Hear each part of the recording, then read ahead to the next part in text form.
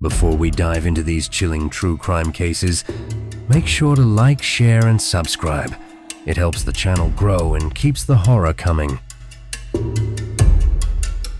On the evening of the 27th of November, 2009, Michael Miller, or Big Mike, as pretty much everyone knew him, was stomping around his property in Webster Plantation, Maine, studying his double-wide trailer and thinking through the new addition he was planning. Like his nickname suggested, 47-year-old Big Mike was a huge man with a big, bushy beard, and he looked right at home in this desolate, rural setting. The trailer stood at the center of a snowy clearing along the edge of dark woods. There were no other buildings in sight, since Big Mike's closest neighbor lived almost 20 miles away. His hometown of Webster Plantation wasn't really a town at all. It had a population of 85 people, a one-room town hall, 2 roads, and no streetlights.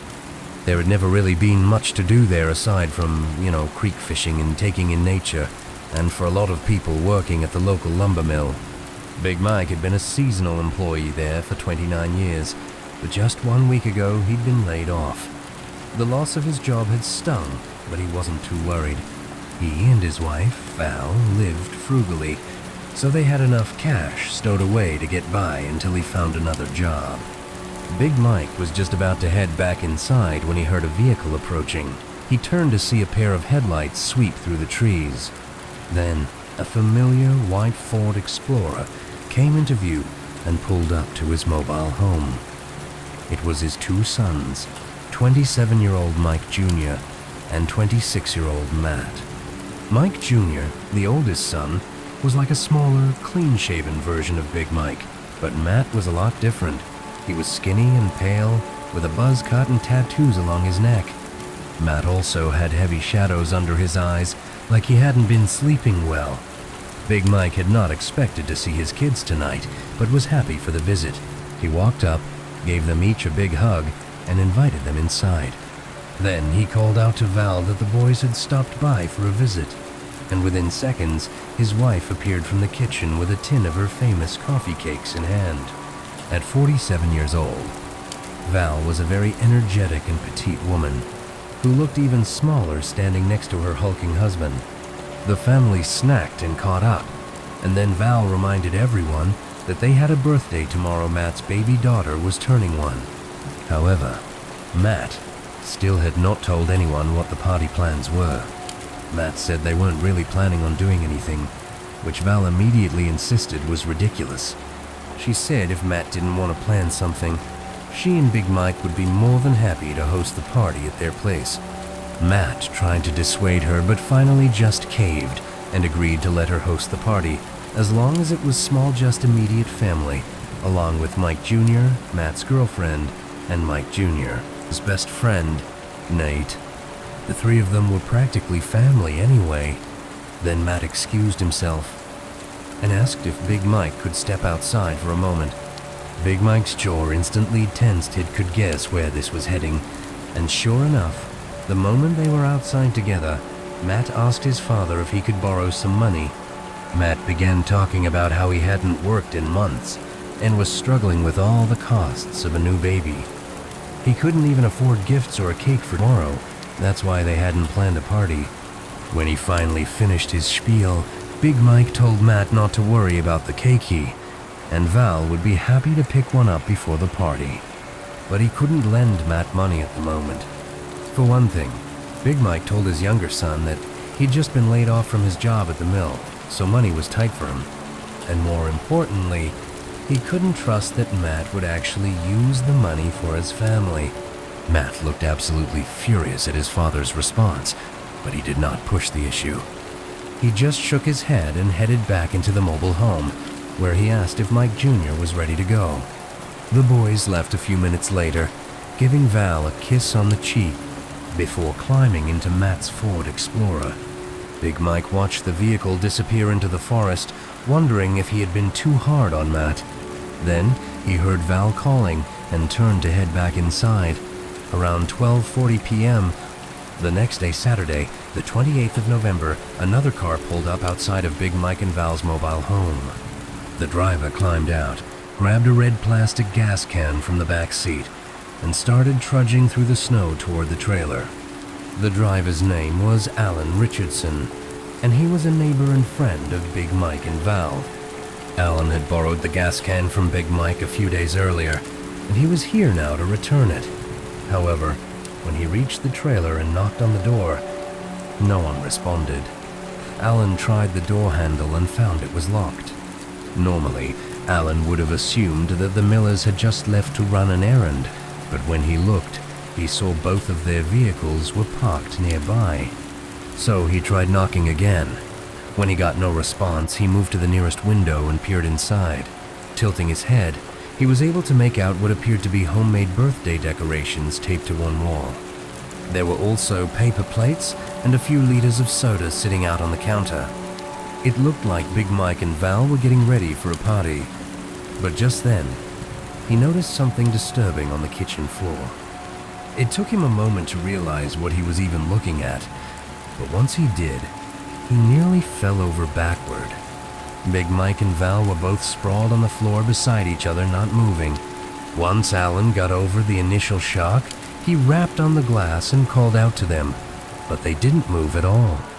Alan's hands shook as he pulled out his phone and punched in 911.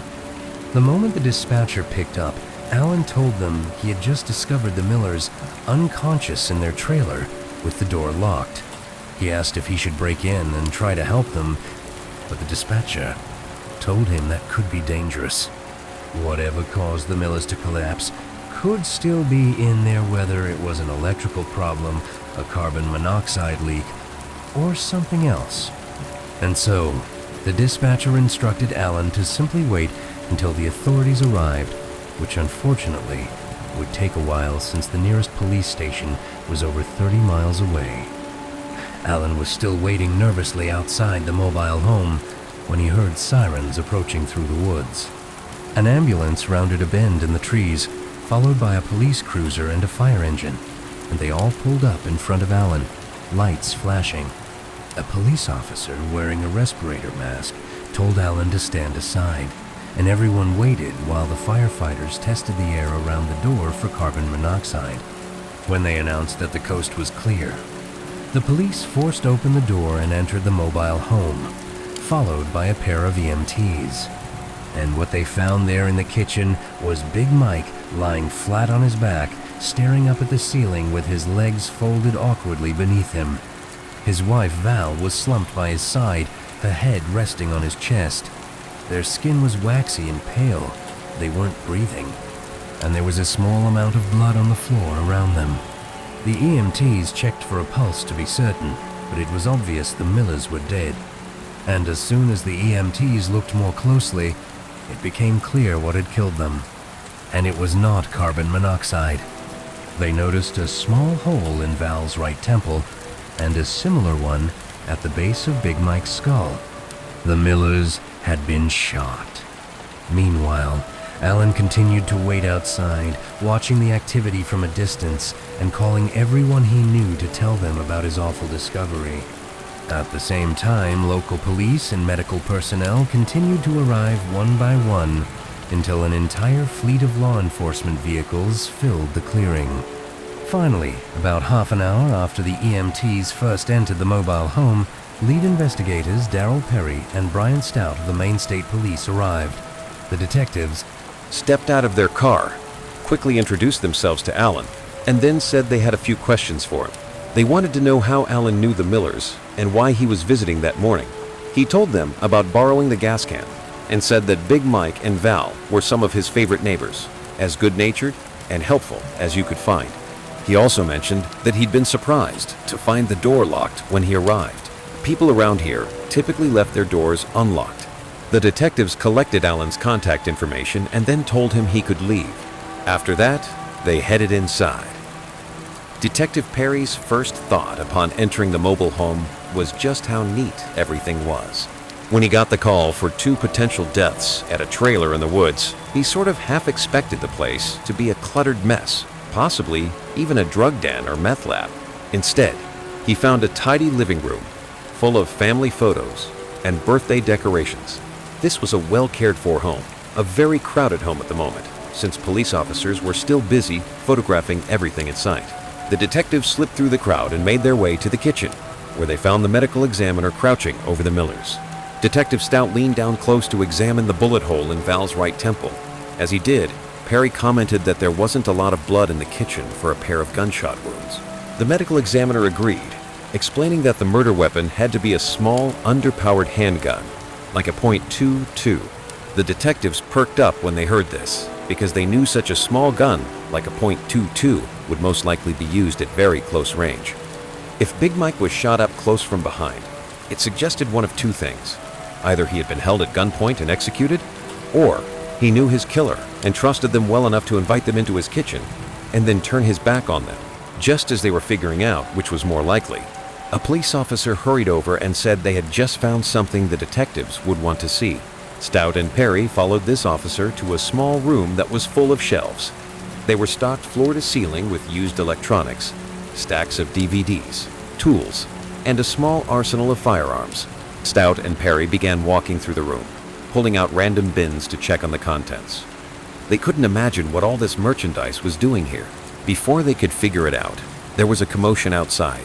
The detectives went back to the living room and looked out the window at a young man in his late 20s, flailing his arms in frustration, while a sheriff's deputy blocked him from entering the front door. The man kept repeating that he needed to see his mother and father, until finally the deputy just said, "I'm sorry, Mike, they're gone." At that point, the young man began to sob. Then he stumbled back to his truck, which was parked alongside all the other law enforcement vehicles. By the time the detectives reached the man, he was sitting in the driver's seat with the door open, repeatedly trying to call someone on his cell phone. Stout and Perry introduced themselves to the young man, who replied that he was Mike Jr., the Miller's oldest son. They asked him why he had come to his parents' place, and he explained that he had just heard from a friend that there was some kind of accident at his mom and dad's place, so he had rushed over as fast as he could. But he never expected to learn that both of his parents were dead. Mike Jr. said he had spent the last few minutes desperately trying to call his younger brother, Matt. Mike wanted to be the one to break the news before Matt heard it from someone else, but unfortunately, Matt wasn't picking up. Now, Mike Jr. set his phone aside and turned to Stout and Perry. He had the look of a man who was in shock, but he said he wanted to help, and then offered to tell them anything they wanted to know. The detectives asked him if there was any reason he could think of that somebody might want to hurt his parents. Mike Jr. said what most people say in this situation right after they lose a loved one. He said his parents were great people, and everybody loved them. However, as he said this, a worried look came across his face, and he told the detectives that while his dad had worked at the mill, whenever times got tough, he would supplement his income with a lucrative side hustle, operating a pawn shop and loan shark business right out of his mobile home. He said his father also bought and sold prescription narcotics. The whole operation was unlicensed and totally illegal, but this far from civilization, most people didn't care. Big Mike had a long list of regular customers who would often stop by out of the blue.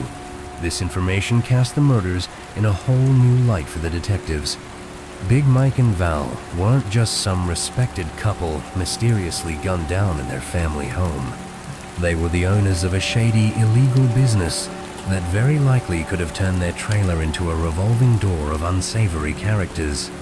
The detectives figured Big Mike must have had large amounts of cash on hand to run his loan business. Maybe a desperate individual who did business with Mike saw him as an easy target. Detective Stout was now itching to get back inside the mobile home and verify whether anything was missing. But first, he asked Mike Jr. when he last heard from his parents. Mike Jr. said he'd spoken to his mother around 10 a.m. and that morning to firm up details for his niece's birthday party, which Big Mike and Val was supposed to host that afternoon at their mobile home. Mike also said it sounded like his parents weren't alone because when he spoke to her, he heard people talking in the background, and he actually recognized one of the voices as his cousin, a man named Clayton Guyden. The detectives made a note that Clayton Guyden could have been the last person to see the Millers alive.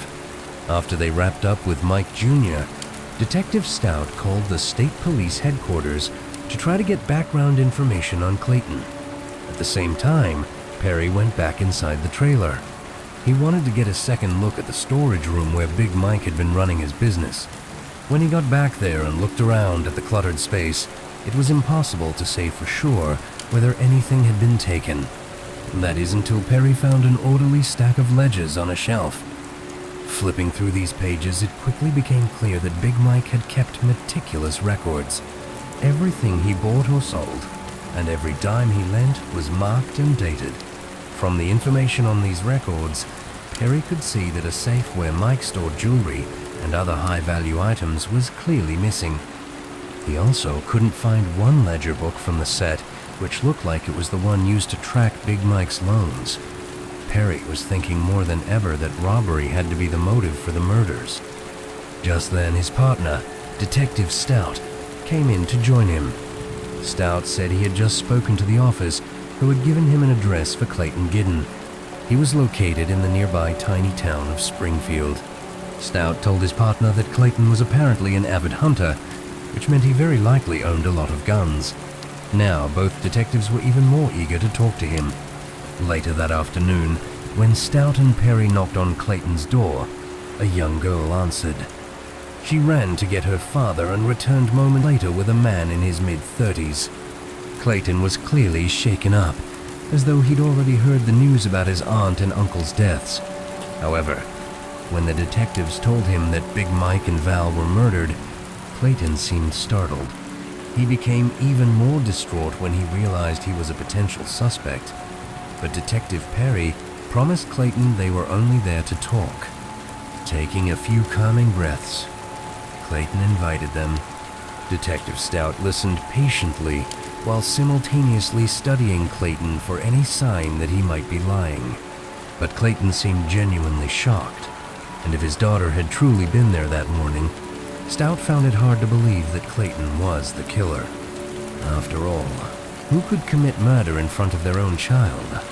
Suddenly, Clayton said something that made both detectives lean forward in their seats. He told them that he and his daughter were not the only ones at the Miller's place that morning. When they arrived, Big Mike and Val were already chatting with a young man named Nate Nightingale. Clayton didn't know exactly why Nate was there or what he was doing, but he said he didn't find it that unusual. Nate was Mike Jr.'s best friend and hung around the Miller's place all the time. However, Clayton suggested the detectives should still talk to him because when Clayton left the trailer at 10:30 a.m., Nate was still there. Hearing this, Stout and Perry could feel the case starting to pick up speed.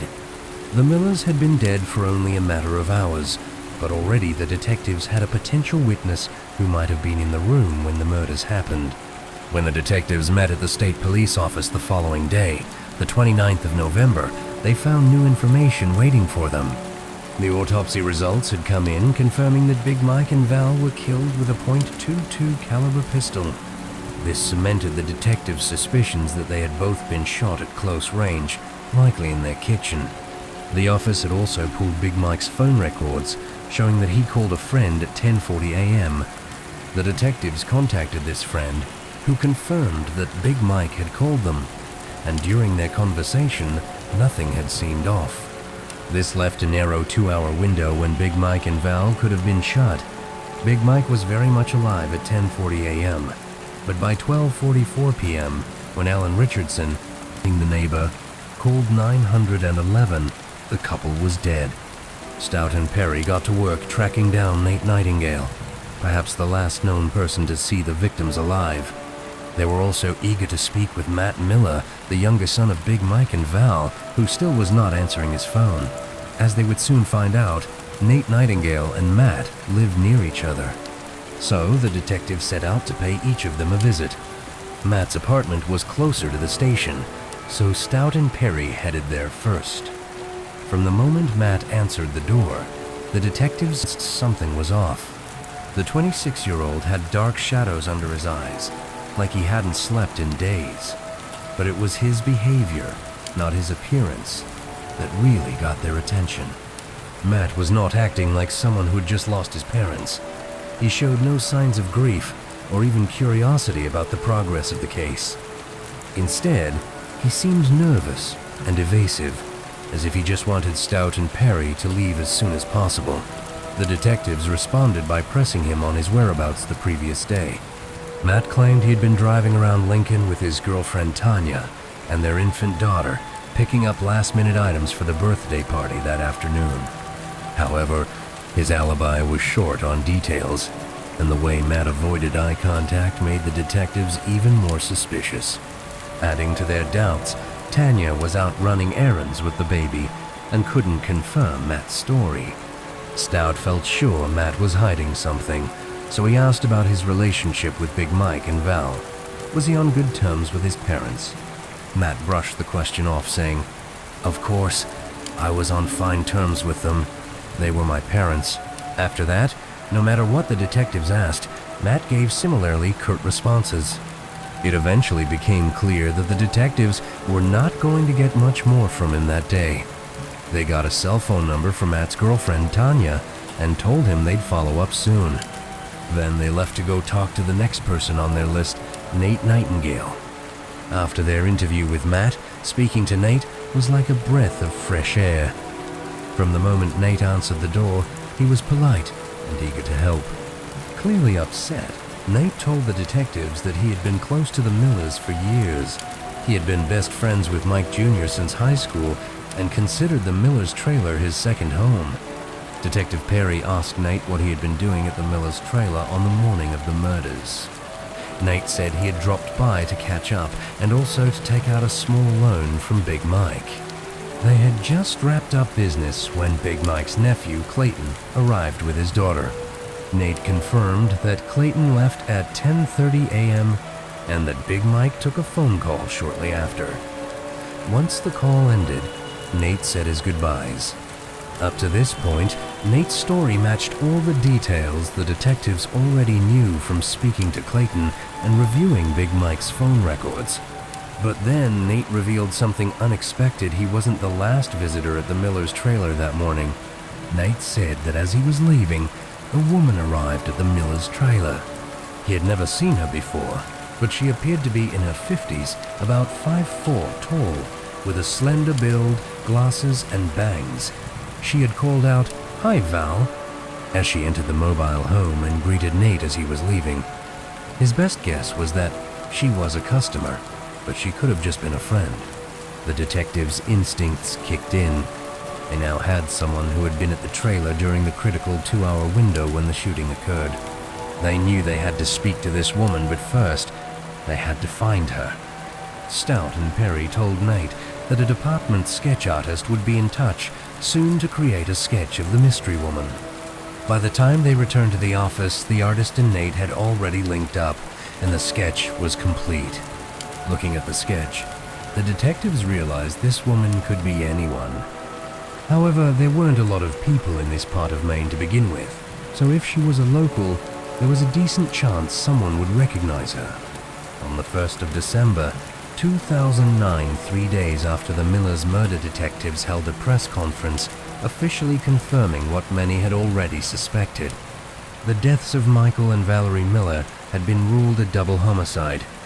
During the briefing, they also released a forensic sketch of a mystery woman, identifying her as a person of interest in the case. Authorities urged anyone who recognized her to contact investigators immediately. Following the press conference, police plastered the sketch across town while officers went door to door, asking residents if they knew the woman. Calls soon flooded in from across the state, with people claiming to recognize her. As detectives sifted through these leads, Matt Miller's girlfriend, Tanya, finally returned their call from 2 days prior. Detectives asked Tanya to confirm Matt's alibi that he had been with her, shopping for gifts, on the morning of the murders. But instead of backing his story, Tanya insisted she had not seen Matt at all that morning. She explained that Matt had left their home without saying where he was going and was unreachable for 2 hours in absence that had frustrated her, as they were supposed to be preparing for their daughter's birthday party that afternoon. When he finally returned around noon, he refused to say where he had been. Detectives were stunned. Matt had clearly lied to them, and now his own girlfriend had contradicted his alibi. While they considered bringing him in for immediate questioning, they decided to hold off until they gathered more information. Over the next 3 days, investigators quietly reached out to contacts in the area, digging into Matt's activities. They learned that Matt had a history of drug addiction and had recently resorted to selling personal belongings, including his Xbox, to fund his habit. His older brother, Mike Jr., revealed that Matt had even asked their father for a loan the night before the murders. But Big Mike had turned him down, likely fearing Matt would spend it on drugs. The most damning revelation, however, came from a local resident who reported seeing Matt's white Ford Explorer near his parents' home on the morning of the murders. Matt had never disclosed this to police, meaning he had potentially been at the crime scene within the crucial 2-hour window. By the 3rd of December, 5 days after the murders, detectives decided it was time to confront Matt. Though they weren't ready to charge him with murder, the mounting evidence warranted further questioning. They arrested him on an outstanding warrant for writing bad checks and brought him in for interrogation. During questioning, Matt repeatedly denied any involvement while growing increasingly emotional. Hours passed, yet he refused to confess. Even detectives began to wonder if they had the wrong man. Frustrated, they sent Matt back to his holding cell while they regrouped. Then, a critical tip came in. A local man reported that on the night before the murders, Matt had contacted him, trying to buy a Guna .22 caliber pistol, the same type used in the killings. Although the sale never went through, detectives suspected Matt had found another way to obtain a weapon. Armed with this information, they confronted Matt again. He vehemently denied ever trying to buy a gun. But the stress of the interrogation finally broke him not into confessing to murder, but to lying about his whereabouts. He admitted that on the morning of the killings, he had been meeting with a drug dealer near his parents' home. After scoring some pills, he went into the woods to take them. He had lied to cover up his drug use, fearing it would make him look guilty. Detectives were skeptical but agreed to verify his new alibi. They reviewed security footage from businesses along the route Matt claimed he took. For 2 days, they pored over hours of grainy surveillance footage. Then, a breakthrough. Perry suddenly grabbed his partner's shoulder and pointed at the screen. A familiar car was captured driving away from the Millers' home at 11:25 a.m. on the 28th of November, the morning of the murders. The footage proved that the driver had lied about their alibi. Detectives immediately prepared to bring that person in. But before an arrest warrant could be drawn up, Perry's phone rang. On the line was a woman who claimed to have vital information about the case. At first, Perry was skeptical. They had received dozens of useless tips from people claiming to recognize the mystery woman in the sketch. But this call was different. The woman didn't mention the mystery woman at all. Instead, she claimed to know exactly who had killed Big Mike and Val. As detectives listened, the final piece of the puzzle fell into place. Based on forensic evidence, witness statements, and security footage, police pieced together what they believed happened that morning. Early on the 28th of November, 2009, the killer was at home, rifling through drawers in search of something valuable to sell. They had already pawned their gaming console, DVD player, and sound system. Now they were desperate for cash. Their hand closed around an object, a .22 caliber pistol. It wasn't what they had planned to sell, but it might fetch enough money. A few hours later, the killer stood inside the Millers' mobile home, speaking to Big Mike in the kitchen. They weren't there to harm him just upon the gun. Big Mike examined it and made an offer. It was lower than the killer had hoped, but fair. Then, Big Mike turned to grab his business ledger. In that moment, the killer's finger brushed against the trigger. The hammer was still cocked. The gun went off. Val rushed into the room screaming. The killer panicked. Without thinking, they raised the gun and fired again. Val crumpled to the floor beside her husband. Reality set in. The killer knew they had to flee. But before leaving, they grabbed the safe and a business ledger containing records of past loans they had taken out. Removing it might cover their tracks.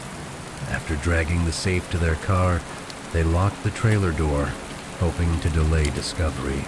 Then, they sped away, oblivious to the security cameras capturing their escape. But Matt Miller was not the killer. The car in the footage didn't belong to Matt. It belonged to Nate Nightingale Mike Jr., his best friend, whom the Millers had treated like family. The tip that cracked the case had come from Nate's own girlfriend. She revealed that Nate had confessed to her. He had gone to pawn the gun, but accidentally shot Big Mike. Panicked, he murdered Val to silence her. The story about the mystery woman? A fabrication to mislead police. Ironically, when detectives revisited the forensic sketch, they noticed something chilling it bore an uncanny resemblance to Nate himself. On the 12th of December, police arrested Nate. He admitted everything. Nate was sentenced to 40 years for murdering Val. Since Big Mike's death was deemed accidental, he received 15 years for manslaughter, to be served concurrently. At his sentencing, he tearfully apologized, but Mike Jr. and Matt sat stone-faced. They didn't say a word as he was led away in handcuffs. Since then, the brothers have celebrated Matt's daughter's birthday, a week early so that on the 28th of November, they can remember their parents. A business ledger containing records of past loans they had taken out. Removing it might cover their tracks. After dragging the safe to their car, they locked the trailer door, hoping to delay discovery. Then, they sped away, oblivious to the security cameras capturing their escape. But Matt Miller was not the killer. The car in the footage didn't belong to Matt. It belonged to Nate Nightingale Mike Jr., his best friend, whom the Millers had treated like family. The tip that cracked the case had come from Nate's own girlfriend. She revealed that Nate had confessed to her. He had gone to pawn the gun, but accidentally shot Big Mike. Panicked, he murdered Val to silence her. The story about the mystery woman? A fabrication to mislead police. Ironically, when detectives revisited the forensic sketch, they noticed something chilling it bore an uncanny resemblance to Nate himself. On the 12th of December, police arrested Nate. He admitted everything. Nate was sentenced to 40 years for murdering Val. Since Big Mike's death was deemed accidental, he received 15 years for manslaughter, to be served concurrently. At his sentencing, he tearfully apologized, but Mike Jr. and Matt sat stone-faced. They didn't say a word as he was led away in handcuffs. Since then, the brothers have celebrated Matt's daughter's birthday, a week early so that on the 28th of November, they can remember their parents. The 20th of June 1997 started out as a perfect day for Henry Neva. The wiry silver, mustached, 76-year-old arrived at the Toyota dealership in Sarasota shortly after dawn. Getting to work early meant that he got first pick of the morning customers, which was how he liked it. By lunch, he'd already made 2 sales, and he was working on his third. And when that third customer signed for her car, Henry handed her the keys and felt that familiar rush of victory. He'd worked plenty of jobs throughout his life, but selling cars was the first thing that he truly loved, and he was really good at it. Henry had an effortless charm and a sort of unthreatening quality that made people trust him. He enjoyed talking to strangers, and he had no plans of slowing down or retiring. Growing up in the Great Depression had imprinted on him a set of unshakable values. He believed that you should work hard, save every dime you can, and treat every day like it's your last. And that mindset had served him well over the years. But life still had come with plenty of setbacks 2 decades ago. His marriage had fallen apart, and so he'd upended his life and moved from California to Florida, finding a new job. There had been easy with Henry's sales experience, but he had not expected to find love again too. He'd met his current girlfriend, Janet Scott, a little over 6 years earlier when Janet had come into Henry's dealership looking to buy a car. She'd left with a car and also with Henry's phone number. Their relationship quickly progressed from friendly dinners to romance, and Janet never seemed to mind that she was 26 years younger than Henry. She laughed at his jokes, loved his cooking, and put up with his constant car talk. Janet was also a salesperson in her own way, She worked at the Hallmark store at the Sarasota Square Mall, selling cards, chocolates, and stuffed animals. That day, while Henry was getting ready to sell his third car, Janet was helping a shopper pick out a condolences card for a funeral. As she pulled different options from the rack, Janet felt a twinge of heartache. It was not that long ago that her own mailbox had been flooded with cards like these. Just before she met Henry, her husband Roe had died from a heart attack. Janet still wore the diamond engagement ring that Roe had given her right next to the inexpensive topaz, one that Henry had gotten her a few years earlier. She was comfortable in her relationship with Henry, but she knew not to expect wedding ring from him. Henry had never actually gotten around to filing divorce paperwork for his first marriage, so he was still legally married to his ex in California, and they had 2 adult kids together, a son and a daughter. But Henry hardly ever spoke to his kids these days, which made Janet sad. She'd seen the same thing happen to her late husband Roe, had an adult daughter from a former marriage, and they'd grown distant. Roe had regretted not repairing that relationship before he died, and so she didn't want Henry to die without getting a chance to patch things up with his kids. But she wasn't sure how to help him do that. As upbeat and charming as Henry was, he could also be very private and stuck in his ways. But Janet took a last look at the condolence card her customer chose and resolved to talk to Henry about his kids that night. After purchasing their card, the customer left, and Janet began closing up the store. 20 minutes later, she was driving past sandy white beaches teeming with senior citizens. Sarasota was a magnet for people like Henry, looking to spend their twilight years in the Florida sun. Pretty soon, Janet reached the peaceful neighborhood of Mirror. Lake Janet's spacious one-story house was at the very end of the road with a red back door. Looking out to the water, her late husband Roe had lived there with his first family before he met Janet. And then Janet lived there throughout their marriage, and she inherited the place when Roe died. Now, because Roe literally had died in this house initially, Janet felt hesitant about the idea of letting Henry move in. But Henry had eventually sold her on the idea of him moving in by pointing out how much money they would save if he gave up his apartment. And so he moved in. When Janet walked in the door, she was immediately hit with a delicious smell wafting in from the kitchen.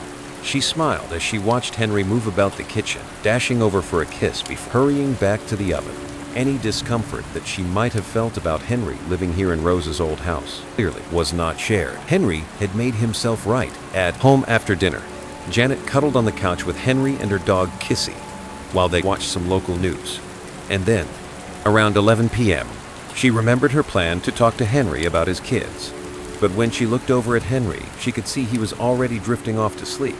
So Janet switched off the television and sent her fiancé to bed. The conversation could wait. Janet took out to the backyard for a quick walk, and then after coming back inside, she headed to their bedroom where she removed her rings and set them on the nightstand before climbing into bed beside Henry. The next thing, Janet knew she was dragged from sleep by this blinding pain, and then her surprise gave way to terror when she realized someone was sitting on top of her, pinning her to the bed with their knees. While twisting at her neck, Janet started to scream and thrash, but her attacker just punched her repeatedly in the head and chest. Janet tasted blood and started to black out, but she kept struggling, trying to get free, and suddenly, she and her attacker fell off the bed and hit the floor. But before she could get back to her feet, she felt a pull on her legs, and her attacker was right back on top of her, squeezing at her throat. Janet made a final attempt to push her attacker off, but by this point, she was exhausted and disoriented, and slowly, everything went black. Sometime later, Janet woke up on her bedroom floor. Her temple and her throat throbbed with pain, but her attacker was gone. At least they weren't on top of her anymore, and she couldn't see anybody else in the room. Janet lifted her head, trying her best to ignore the pain. She couldn't see much, since it was pitch black in the room, and one of her eyes was swollen shut. But as she sat up, Janet heard something, a hoarse, raspy, wheezing sound. She didn't know where the sound was coming from, or what it could be. All she knew was she needed to get away. Right now, painfully, she got up and fumbled through the dark until she found the landline phone on the small vanity table. She picked it up to call the police, but the line was dead. And so Janet left the phone and staggered down the hall and went out the back door. And from there, she headed over to her neighbor's home. When she got there, She desperately banged on the door until her neighbor, a woman named Kathy Peters, answered. And when the neighbor Kathy looked out and saw Janet standing there with her shattered face, she was so surprised that she immediately jumped backwards in fright. Janet was actually so bruised and bloodied that Kathy did not recognize her at first. But when she realized who was standing there, she pulled Janet inside, locked the door, and ran to call 911. An ambulance arrived within minutes to take Janet to the hospital, and not a moment too soon. Even as the EMTs loaded her onto the stretcher, she was already losing consciousness again. At almost the same time, several sheriff's deputies arrived at Janet's house. They found the back door unlocked, and so they headed inside. The moment they entered the master bedroom, the deputies knew there had been an extremely violent attack here. Drawers had been pulled from the dresser and dumped all over the floor. There was blood spatter on the blinds and all over the sheets, and a thick puddle of blood was on the floor right where Janet fell. And there, lying on the bed, was Henry, and his face was covered in blood, and he had a belt cinched tightly around his neck. The deputies checked him for a pulse, but the man was obviously dead from strangulation. After discovering Henry's body, the deputies began searching the room. One of the deputies was down on his hands and knees, peering under the bed, when he got startled by a pair of eyes staring back at him. It was Janet's dog, Kissy, cowering under the bed, shaking in terror. She refused to come out when the deputy called to her, so he crawled under and pulled her out. Once the deputy had the dog in his arms, it became clear that Kissy was not just terrified, her eyes were dilated, like she had a concussion, and there was some blood around her head, suggesting she had been beaten too. One of the deputies volunteered to take Kissy to a local pet hospital, and as he was leaving with the dog, another car pulled up, and two men got out. They were Mark Brewer and Keith Mooney, detectives from the Sarasota Police Homicide Division, who would now be taking lead on the case. The two detectives headed inside to join the deputies, who quickly brought them up to speed. Right away, they were struck by the brutality of Henry's murder. He'd been strangled to death with his own belt while he was sleeping, and he'd also been badly beaten. The sheer violence that must have been involved here gave this crime a very personal feeling. The detectives also noticed that while the bedroom had been ransacked, it didn't seem like anything had been taken. Henry's wallet, with some money and credit cards in it, was just out on a dresser.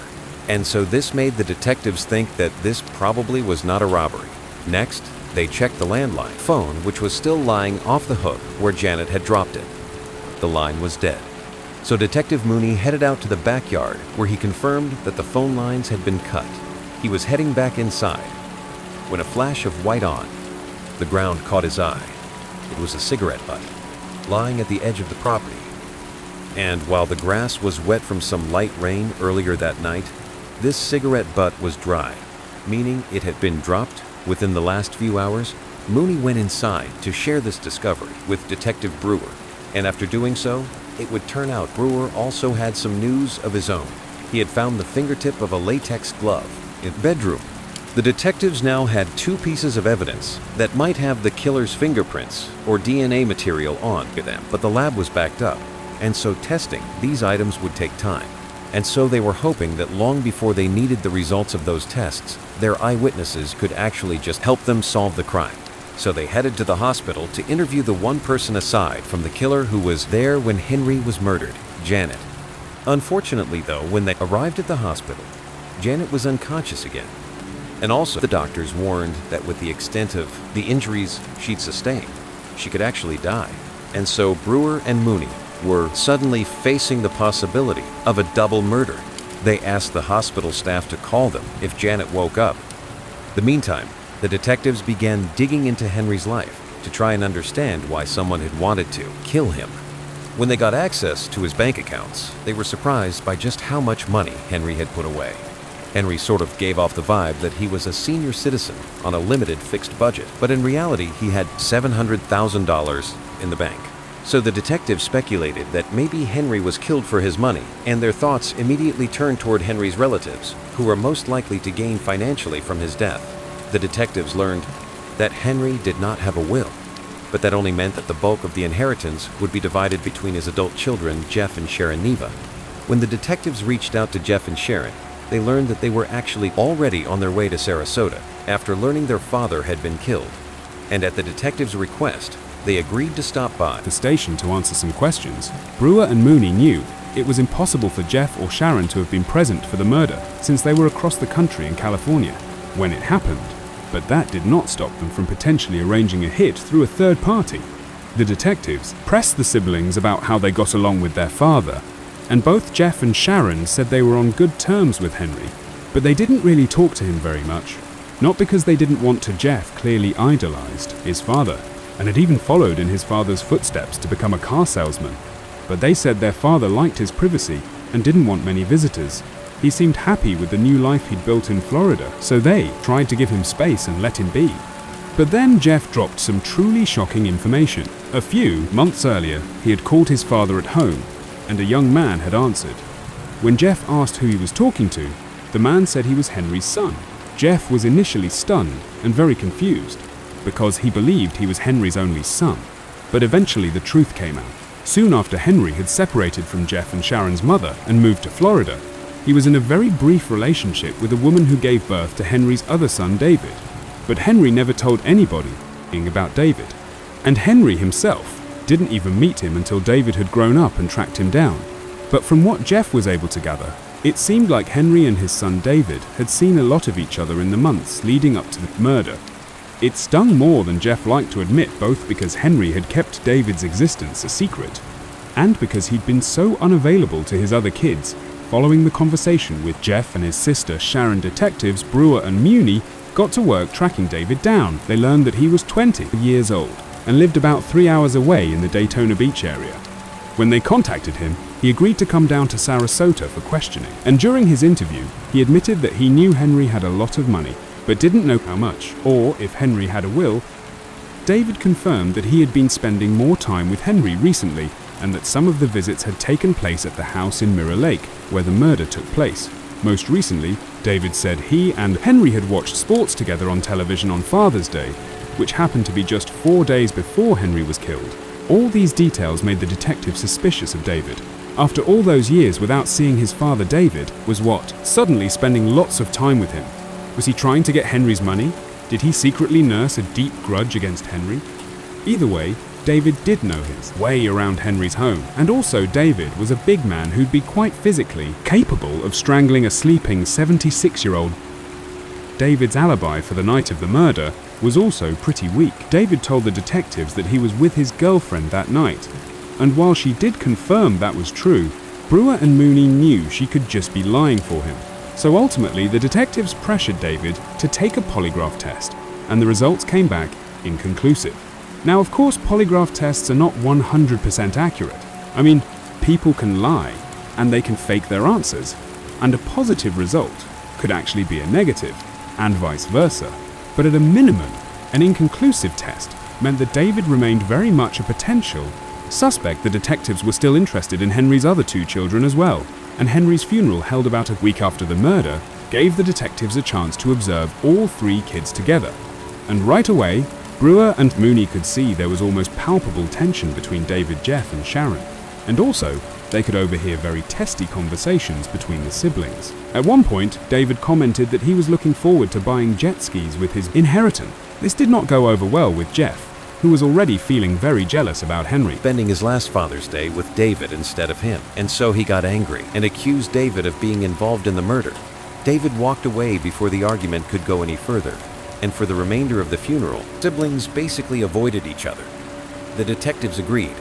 It was not that surprising that the siblings didn't get along. However, them not getting along did not necessarily mean they killed their father. But regardless, Brewer and Mooney decided to still keep an eye on all of Henry's children, while they simultaneously dug into his other relationships. The following day, the detectives headed to the Toyota dealership where Henry worked to interview some of his colleagues. And one of Henry's buddies, a guy named Red, was more than happy to help. Red said the other salesmen definitely respected Henry due to his long history in the business, but they also saw him as being pretty old-fashioned and would sometimes give him a hard time about being cheap. They couldn't understand why he wore old, ill-fitting clothes and drove a 10-year-old car when they knew he had money. It was common knowledge around the dealership that Henry had made more than the rest of them put together, just from the number of cars Henry had sold. As one salesman put it, Henry had, quote, more money than God. The detectives jotted all this down and then asked Red if there was anyone on the staff who might have wanted to harm. Henry Red thought for a moment and then told them they should go talk to a guy named Mark Red. That Mark was a younger salesman who had worked at the dealership until recently. He was argumentative and lazy and would often miss work, sometimes disappearing for as much as a week at a time. Mark's laziness really rubbed Henry the wrong way, and at one point, he had tried to talk some sense into Mark. But Mark just sort of blew him off, and soon after that, Mark was abruptly fired just a few days before Henry's murder. Now, Red didn't know if Henry had formally complained to management, which sort of led to Mark's firing. But Red said, Henry had been vocal enough about his dislike of Mark that most of the other employees assumed that Henry must have had something to do with Mark's firing. The detectives interviewed more of the salesman and heard similar stories. Some people thought Mark was actually a drug addict, and that was why he disappeared sometimes. And a few of the salesmen recounted that Mark had been looking for a gun right around the time he got fired. He had told them he needed it to, quote, take care of something. Armed with all these stories, detectives Brewer and Mooney tracked down Mark and brought him into the Sarasota police station for questioning. Mark had a bad attitude right away and acted annoyed at them for wasting his time. Said he did not know anything about Henry's murder. He also said that, yes, he and Henry had butted heads. He said that Henry wanted to be treated like the dealership king, simply because he'd been there the longest. Mark said that Henry was always butting into other people's business, and as far as Mark was concerned, Henry had gotten what he deserved. Naturally, Brewer and Mooney found this kind of talk extremely suspicious, so they pressed Mark harder. They told him that they'd found a latex glove fragment at the crime scene, fingerprints on it. Now, this was a total bluff on their part. They'd already analyzed that glove fragment, and it was clean of prints.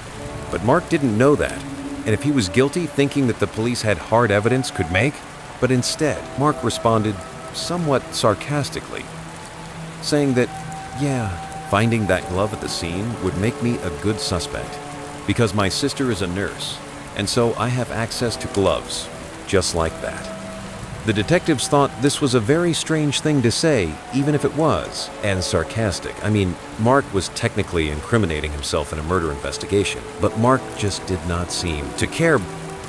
Brewer and Mooney just sat there. The detectives were so eager to hear from her that they let Mark go for the moment and raced over to the hospital. But when they finally sat down with Janet, it became clear she was not going to be as helpful as they'd hoped. Janet was not just beaten up, she was severely traumatized and confused about what had happened. Doctors said the first thing that she had asked when she regained consciousness was, "Where's Henry?" When Brewer and Mooney gently pressed her to try to focus and remember any details, she tried, but then suddenly got this crushing headache and had to stop. And then a couple of minutes later, when her headache kind of faded, she told them that all she could remember was being beaten and strangled by this faceless dark figure. And then, a little bit after that, she remembered waking up on the ground hearing this horrible rattling, wheezing sound to help jog her memory. Brewer showed Janet some crime scene photos of the bedroom that were taken after the attack. Janet looked closely at all the pictures, but still, she just could not remember anything else. However, she did notice something in one of the photos. Her 2 rings that she had placed on the nightstand were missing, and so at this point, the detectives knew that perhaps the stolen rings indicated that this was a robbery after all. Maybe the killer was planning to take more, but got spooked by the dogs barking and ran. But on the other hand, the fact that just these rings appeared to be missing and that they had sentimental value could point to a personal connection between the killer and the victims. As important as Janet's realization about the rings was, it didn't really provide the detectives with any new clear answers. Their investigation so far had turned up some strong suspects, including Mark, the shady car salesman, and the 3 KA children, Jeff Sharon, and their half-brother David. But, as it stood, police did not have enough evidence to build a case against any one of them. So all the detectives could do now was just keep an eye on the suspects and hope that Janet's memory improved. But weeks and then months passed with no progress in the case or any change to Janet's memory. And so the investigation began to go cold. Then in December of 1997, a full 6 months after Henry's murder, a clue dropped into the detectives' laps that changed everything. In a seemingly unrelated case, Sarasota police deputies responded to a domestic violence call at another house on Mirror Lake, across the water from Janet's place. This was not the first time they'd had to break up a fight at home. A few months earlier, 39-year-old John Whitley had pinned his girlfriend, 40-year-old Leela Hages, between the washing machine and the wall, trapping her there. Leela had forgiven him for that incident, but now he'd attacked her again. And as the police once again separated the couple, John got the impression that he was about to be placed under arrest, and so he shouted that Leela had better keep her mouth shut and not accuse him of anything, or else he would tell them about the rings. Then, as if to prove he wasn't bluffing, he shouted to the deputies, "Hey, you guys want to know something about a murder?" Now at this point, after John had said all this stuff, the deputies were all thinking of the same thing: Henry's murder case. Now, they all knew that 2 rings had been taken from the crime scene, but that detail had never been made public, which meant this specifically, John might actually know something about Henry's murder. As soon as Detective Brewer and Mooney got word about John and Leela, they were convinced the couple must have had something to do with Henry's murder. They just couldn't figure out how John and Leela were connected to him. So, out of desperation, they decided to go back and talk to Janet one last time. Unfortunately, Janet still could not remember anything more about the attack, so Brewer and Mooney came up with an idea. They were going to try to hypnotize her. It was unorthodox, but at this point, they were willing to try anything, and Janet was on board. So the next day, the detectives returned now with a hypnotist who put Janet into a trance, and then, while she was in her trance, they asked her a series of questions designed to draw out her repressed memories from the attack. And suddenly, it was like Janet could hear and see things from the night of the attack that she hadn't been able to before. Finally, when the hypnotist asked her to describe her attacker, Janet grew quiet. She still could not picture their face, but she did remember something else. Under hypnosis, Janet recalled waking up to find a large, shadowy figure sitting on her thighs while violently grabbing her neck. Janet trying to fight, but it didn't do any good. Then, as the killer continued to throttle her, she became aware of another set of hands on her shoulders. A second person that she couldn't see was holding her to the ground. That meant there were 2 attackers in the bedroom that night, not just one. Janet's revelation stunned the detectives at first, but they quickly realized several of their suspects came in pairs. The first pair was Henry's first set of kids, Jeff and Sharon. They stood to benefit the most from Henry's death, as they knew they would inherit a portion of his small fortune, but that also applied to David Jeff and Sharon's 20-year-old half-brother. David's girlfriend had provided him with an alibi. Now the detectives wondered if maybe she'd help David commit the crime, thinking his inheritance would benefit her too, making David and her a pair. The third set of suspects was John and Leela, the couple from the domestic abuse call. While they didn't seem to have a motive or even really a connection, they lived nearby and seemed to know information that was not shared with the public. The only suspect who did not come with a potential accomplice was Mark the salesman, who was fired days before the murder. While it was still possible that he had killed Henry over a grudge, or maybe as part of a robbery, the detectives still had no idea who he would have worked with that night. After leaving the hospital, Brewer and Mooney holed up in their office and read through the files for each set of suspects, searching for any detail they might have missed. And they were starting to lose steam when Mooney stumbled upon something that made him pause. It was a single word, buried in one of the suspects' files. I showed it to Brewer, who immediately jumped to his computer to pull up more details on that suspect.